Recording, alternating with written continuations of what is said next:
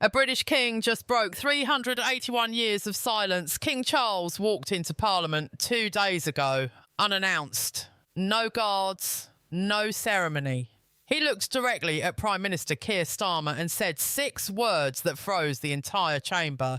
Parliament exists because the Crown allows it. What you're about to hear isn't speculation. It's documented, and it might end a government. Here's what happened. Last Monday, Starmer stood in the House of Commons and made a declaration that shocked constitutional experts. The monarchy must modernise or become irrelevant. We cannot allow outdated traditions to block progress. Within 2 hours, Buckingham Palace issued a 34-word statement that sent shockwaves through Westminster. The King would address Parliament directly. No script, no approval from Downing Street, no precedent. If you want to understand why this matters, hit subscribe now, because what happens next will reshape British politics for a generation. At 2:15 p.m. yesterday, Charles entered the chamber. Sources inside Parliament describe the scene as surreal. No smile, no wave. He walked straight to the dispatch box. Every MP stood frozen. Starmer's face, according to witnesses, drained of colour. His hands gripped the bench so tightly his knuckles went white. "Prime Minister," Charles began, his voice cold and measured. "You have questioned whether the Crown serves a purpose in modern Britain." The King paused, the silence stretched. "Allow me to remind this House of something fundamental." He pulled out a leather folder containing royal records dating back to 1688. Documents showing every time Parliament had overstepped its bounds, every time politicians forgot that British stability rests on balance, not domination. He laid the folder down with a thud that echoed like a gavel. "I am not here to threaten. I am here to remind you of history, and history, Prime Minister, is not kind to those who tear down what they do not understand." Conservative MPs nodded. Labour backbenchers stared at their shoes. Even Jeremy Corbyn, who once called for abolishing the monarchy, sat motionless with his arms folded. Speaker Lindsay Hoyle later told colleagues it was the most extraordinary moment he'd witnessed in 5 years presiding over Parliament. But here's where this stops being political theatre and becomes a national crisis. While Starmer proposes radical constitutional changes, 2.3 million British pensioners are making impossible choices this winter. Dorothy Williams, 72, a former NHS nurse from Wakefield, hasn't turned on her heating in 3 weeks despite freezing temperatures. "I worked 40 years in the NHS, she said, tears streaming down her face. "Now I wear 3 jumpers indoors because Labour cut my winter fuel allowance." Meanwhile, Starmer's government just approved £8 million for diversity consultation programmes, including £400,000 for inclusive pronoun training. Michael Patterson, a 67-year-old Falklands War veteran with 2 medals for bravery, was found sleeping in a Manchester doorway last Tuesday night. He served his country with distinction. Now he sleeps on cardboard. 4 Labour MPs from traditional heartlands have demanded the winter fuel payment be reinstated immediately. The contrast is so morally stark that even Starmer's own party is fracturing. Then Charles did something that shattered 70 years of royal precedent. He didn't leave after speaking. At 2:34 p.m, he sat in the gallery normally reserved for visiting dignitaries. He was going to watch the debate. Every word spoken would now be under the King's direct scrutiny. Palace insiders revealed this decision was made by Charles himself against the advice of every senior aide.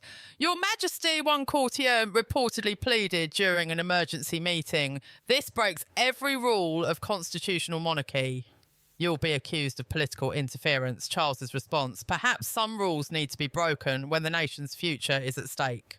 For Starmer, the optics were catastrophic. Every policy defence now had to be made while the monarch watched from above like a judge presiding over a trial. His planned speech defending modernisation was abandoned, replaced by a fumbling response that convinced nobody. The markets reacted instantly. Within 90 minutes, the pound sterling dropped 2.3% against the dollar.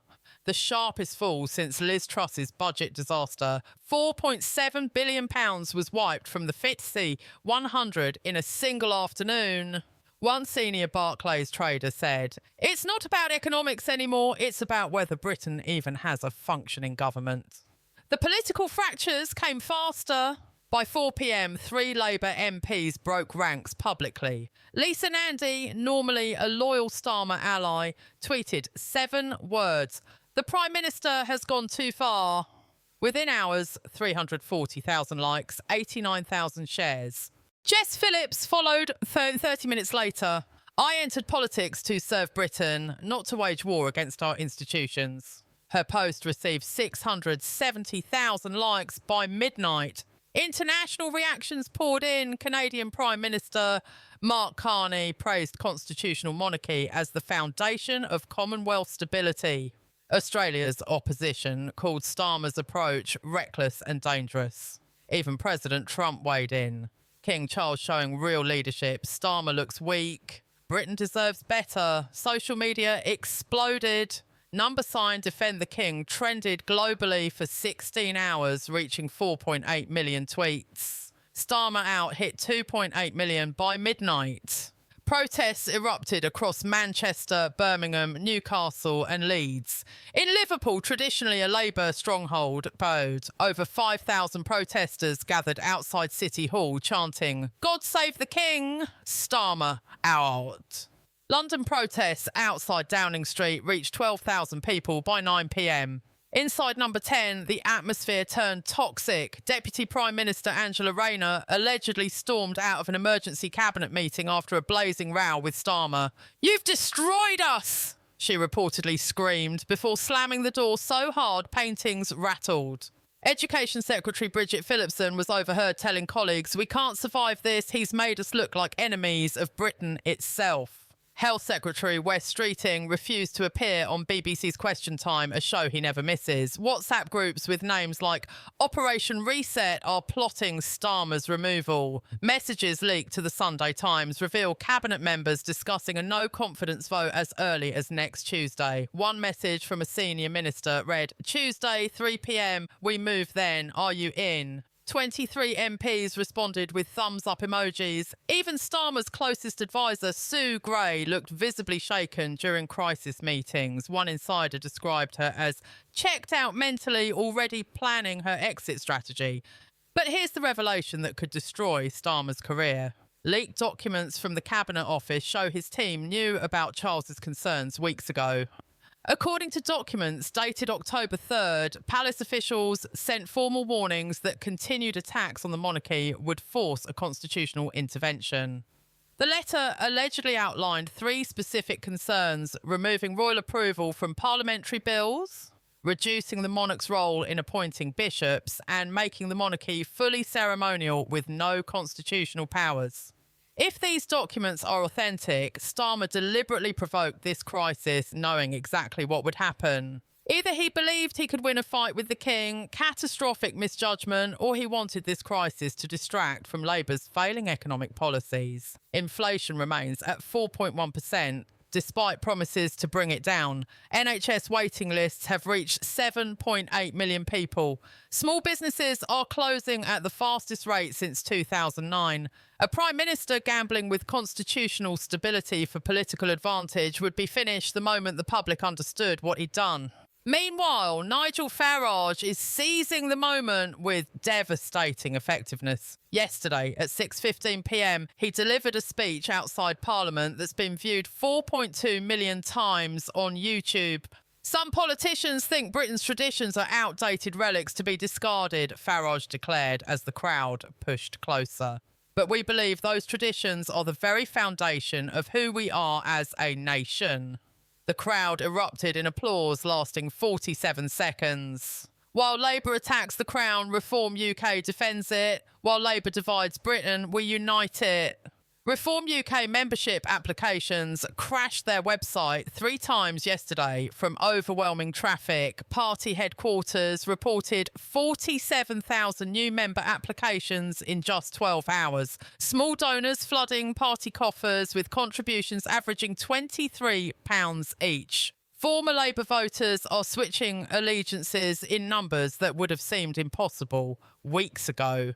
The polls tell a story that should terrify Labour. A Savanta Comres poll released this morning shows Labour at just 24%, their lowest since 2019. Conservatives remain at 31%, but Reform UK has surged to 27%, up from 18% 2 weeks ago. For the first time in British political history, Reform is within striking distance of becoming His Majesty's opposition. In constituencies across the Midlands and North, Reform is polling first. Hartlepool, 34%, Stoke-on-Trent, 31%. In Rotherham, a Labour stronghold since 1933. Reform is within 3 points. Farage isn't just winning the argument, he's winning the country.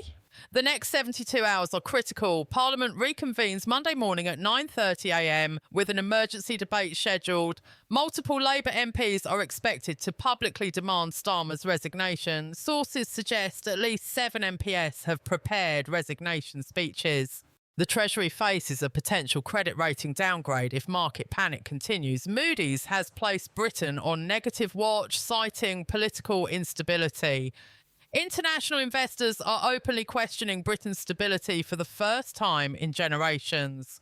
The question is no longer whether Starmer can survive intact, it's whether Labour can survive Starmer. At its centre stands Keir Starmer, looking increasingly isolated, increasingly desperate and increasingly finished. His own MPs avoid him in corridors.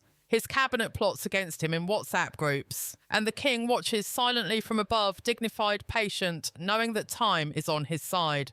By Monday morning, all eyes will be on Westminster. Will Starmer step down voluntarily to save his party, or will Labour implode under the weight of its own divisions? At 6:45pm, a sudden alert flashes across every network. Prime Minister to make a statement at 7pm. Cameras rush into position. Reporters brace for history. As the clock strikes 7, Starmer steps up to the lectern. His expression is grave, his voice low.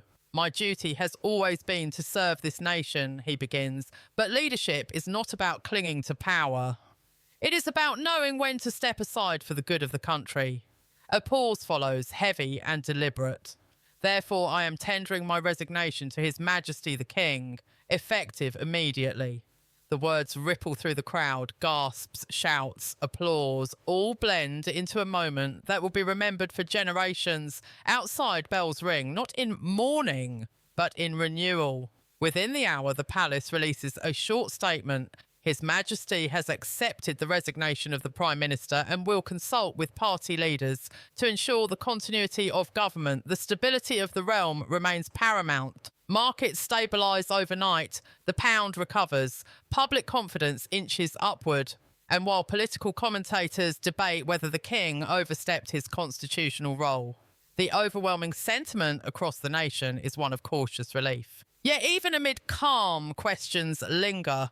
Has this moment restored faith in Britain's ancient institutions or exposed just how fragile they have become? Is the monarchy stronger now, or has it risked its neutrality forever? Only time will tell. But one thing is beyond dispute. Britain has witnessed the most extraordinary constitutional reckoning in nearly 4 centuries. The Crown spoke, Parliament listened, and a Prime Minister fell. History will judge the wisdom of King Charles's choice, but tonight, as the Union Jack flutters over Buckingham Palace and the lights of Westminster reflect off the Thames, one truth feels undeniable. Britain has found its balance, and for now, that is enough. So here's what I need you to weigh in on. Did King Charles save British democracy by reminding Parliament of its place?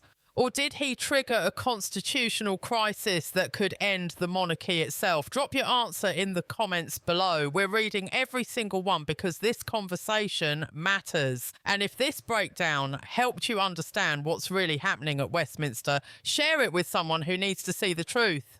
Hit that subscribe button because tomorrow we're breaking down those leaked Cabinet Office documents that prove Starmer knew this was coming. The mainstream media is spinning this 10 different ways, but you just got the full picture.